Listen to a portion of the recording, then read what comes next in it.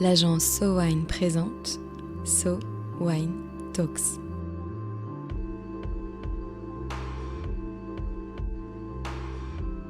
La première série de podcasts analysant les tendances marketing et communication dans l'univers du vin et des spiritueux.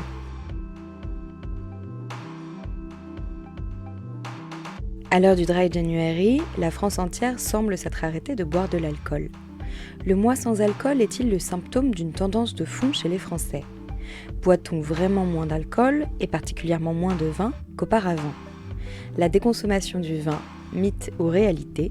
Un décryptage en règle par Marie Mascret. Marie, en janvier 2020, on avait enregistré un So Wine Talks sur la tendance du no et du low alcool et tu parlais à cette occasion des changements d'habitude des consommateurs qui s'orientaient vers des produits sans alcool ou à plus faible teneur en alcool. Qu'en est-il aujourd'hui ? Bonjour Chloé, oui effectivement, alors je vais même aller un peu plus loin aujourd'hui puisqu'on ne va pas reparler du no et du low alcool, je vais aller un petit peu plus loin en parlant de la baisse de consommation du vin en France. C'est un phénomène dont on entend pas mal parler ces derniers mois, ces dernières semaines, et en particulier parce qu'il y a plusieurs études qui sont sorties depuis l'automne 2022 et jusqu'à ce mois de janvier, qui semblent montrer qu'effectivement les Français, mais aussi les consommateurs sur d'autres marchés, je pense en particulier au Royaume-Uni, ont sensiblement fait baisser leur consommation de vin. Alors pour citer juste quelques-unes de ces études, il y a un sondage IFOP daté de novembre 2022 qui estime à l'époque que près d'un tiers des Français envisageaient de participer au Dry January en janvier donc de cette année, ce qui est beaucoup. Et puis également une étude de Kantar qui dit que les individus entre 18 et 35 ans s'intéressent moins au vin que leurs aînés puisque leur consommation a baissé de 7% entre 2011 et 2021 contre seulement une baisse de 1% pour les seniors. Alors évidemment, ça alerte l'ensemble des professionnels de la filière sur ces effets de la déconsommation de vin, en particulier par rapport aux emplois qui sont menacés sur les prochaines années et puis aux possibles conséquences en termes d'arrachage de vignes. Et qu'en est-il vraiment ? Alors effectivement, si on en croit les chiffres de vente, la déconsommation de vin, c'est une tendance qui s'accélère. Les ventes 2021 de vin tranquille en grande distribution, ils sont en diminution de 5,4% en volume et 1,4% en valeur par rapport à 2020. Et puis si on regarde le premier semestre 2022, en grande distribution, on a également une diminution de 7% en volume et de 5,6% en valeur par rapport au premier semestre 2021. Alors sachant quand même qu'il faut nuancer ces chiffres, qui sont une réalité, mais n'oublions pas que la crise du Covid est passée par là, et puis les différentes périodes de confinement, de fermeture, les nouvelles habitudes qui ont été prises par les consommateurs sont également à l'ordre du jour et à prendre en compte par rapport à ces chiffres. Ce qui est notable, en revanche, et ça c'est sûr, c'est que la diminution des ventes, elle touche toutes les catégories, mais elle touche encore plus les vins rouges, les vins d'appellation et les vins bio. Alors on y reviendra, mais ça appelle aussi là à une distinction sans doute entre les baisses plutôt structurelles, ça concerne les vins rouges et les AOC, et puis des baisses peut-être plus conjoncturelles. On peut se dire que la baisse des ventes de vins bio, là où les vins bio et labellisés intéressent toujours les consommateurs français, leur baisse des ventes c'est sans doute partiellement liée à l'inflation. Mais est-ce que la déconsommation, c'est vraiment un phénomène nouveau ? Alors non, la déconsommation de vin, ce n'est pas un phénomène nouveau. On a une diminution constante de la consommation de vin depuis les années 60. On était à 130 litres par an et par personne en 1960, 55 litres par an et par personne en 2000 et 36 litres en 2018. En fait, on l'a déjà dit, mais on est passé vraiment d'un vin aliment à un vin plaisir. Donc, on n'a plus du vin tous les jours à table, le midi et le soir.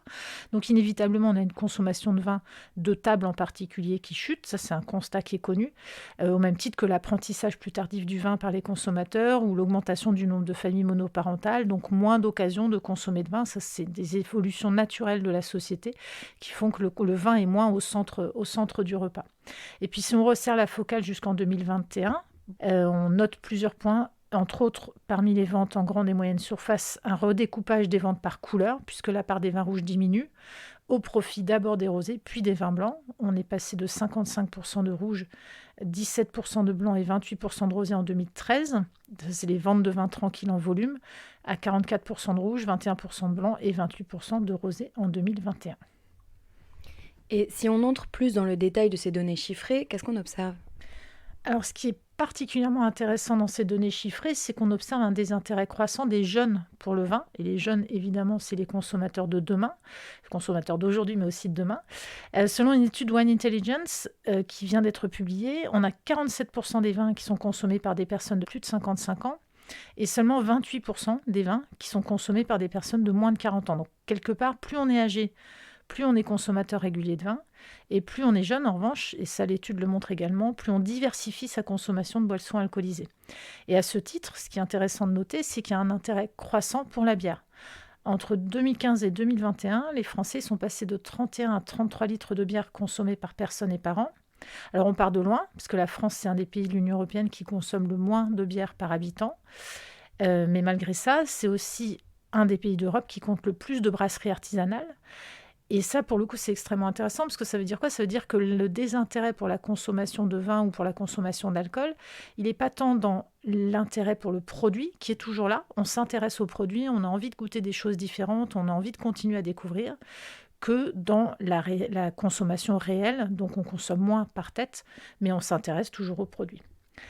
Autre point notable, on l'avait dit l'an dernier quand on a dévoilé les chiffres du baromètre SoWine Dainata 2022, la bière est aujourd'hui la boisson alcoolisée préférée des 18-25 ans, assez loin devant le vin.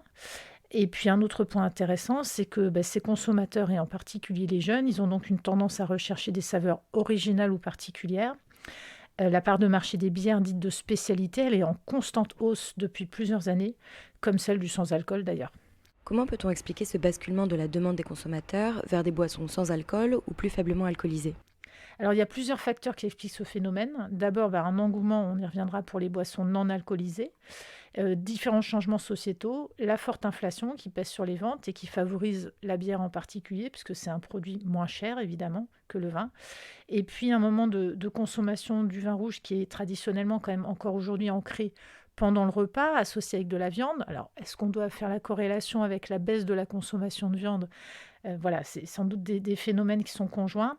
Et puis, on a aussi une organisation et une manière de fonctionner en famille qui a évolué depuis plusieurs années. On a moins de repas en famille, soit parce que l'organisation de la vie quotidienne ne le permet pas, soit parce que la cellule familiale a évolué tout simplement. Ce qu'il faut noter également par rapport à ça, c'est que la France, ce n'est pas un cas isolé.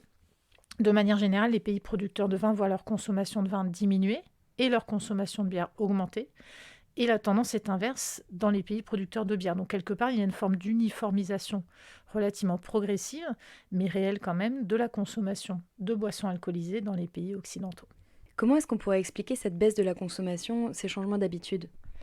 Alors évidemment, les différentes campagnes de prévention qui sont nées dans les années 1980, parmi lesquelles le mythique « un verre ça va, 3 verres, bonjour les dégâts », ont commencé à porter leurs effets et ont participé au début de ce déclin.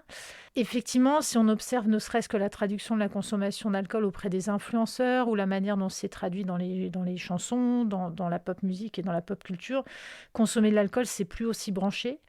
Peut-être que c'est lié aussi à un phénomène de maîtrise de son image. On n'a pas forcément envie que circulent sur les réseaux sociaux ou sur Internet des images de soi dans des situations de consommation d'alcool excessive.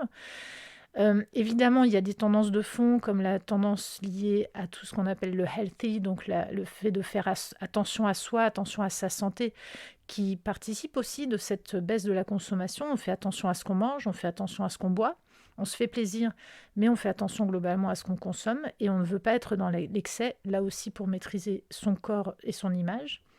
Les moyens financiers, qui sans doute influent aussi sur cette capacité à consommer des produits alcoolisés.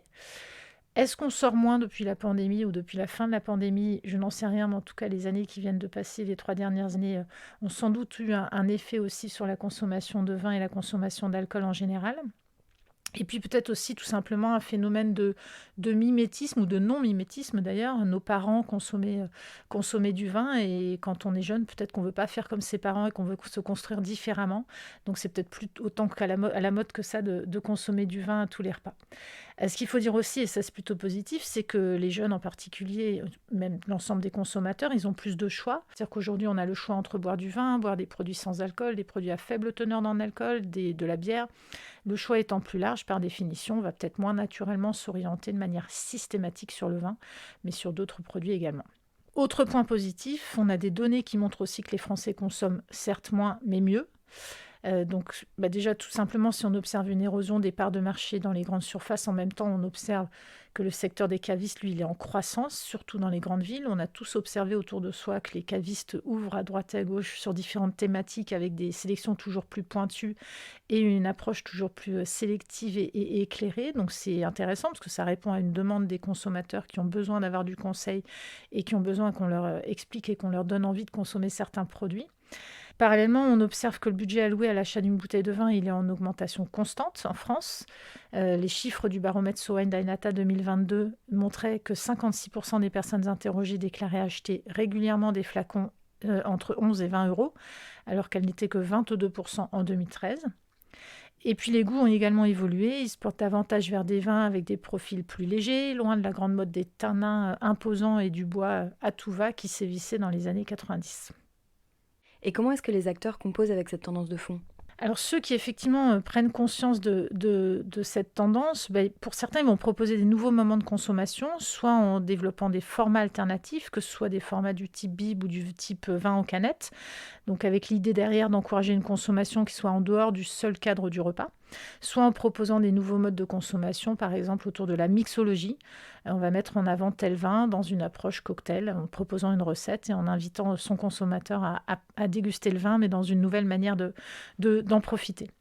Évidemment, il y a toutes les questions liées à l'export. Alors, on l'a dit, c'est un phénomène qui est plutôt global, mais malgré tout, le fait de vendre ailleurs les volumes qui ne se vendent plus en France, c'est une solution, même si l'histoire récente encore a montré que le commerce international peut se révéler parfois fragile, qu'on parle du Brexit, des taxes Trump, du ralentissement du marché chinois et des difficultés liées à la logistique. Moi, la question que je pose volontiers, c'est est-ce que consommer de l'alcool, ça procure du plaisir et qu'est-ce qui contribue à ce plaisir ? Indéniablement, le monde du vin et des spiritueux, c'est un monde convivial, c'est un monde qui propose des produits de qualité, ça parle de savoir-faire, ça parle de plein de choses qui intéressent le consommateur final. Le tout, c'est d'arriver à le convaincre que la consommation de vin et d'alcool en général, c'est pas tout ou rien. On n'est pas obligé de boire tous les jours, on n'est pas obligé de boire plus que de raison, on peut boire moins, mais mieux.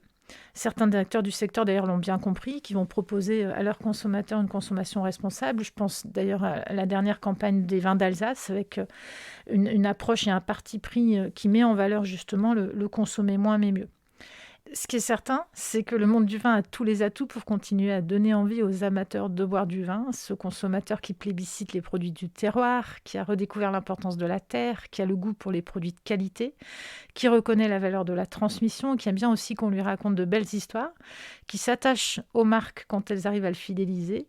Le monde du vin et des spiritueux dispose de nombreux atouts pour le convaincre. Il lui faut en revanche s'adapter à ses attentes, et en particulier à celles des nouvelles générations. Valoriser la qualité avant la quantité et faire preuve de créativité sous la contrainte de ces nouveaux paradigmes. Aujourd'hui, les Français souhaitent effectivement consommer moins, mais ils cherchent surtout à consommer mieux.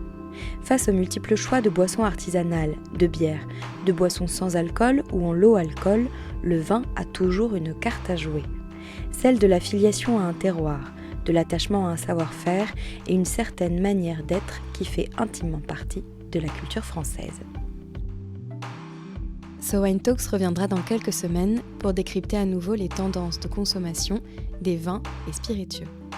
En attendant, si vous avez aimé cet épisode, n'hésitez pas à le partager sur vos réseaux et à lui donner des étoiles sur vos applications de podcast préférées. À très vite.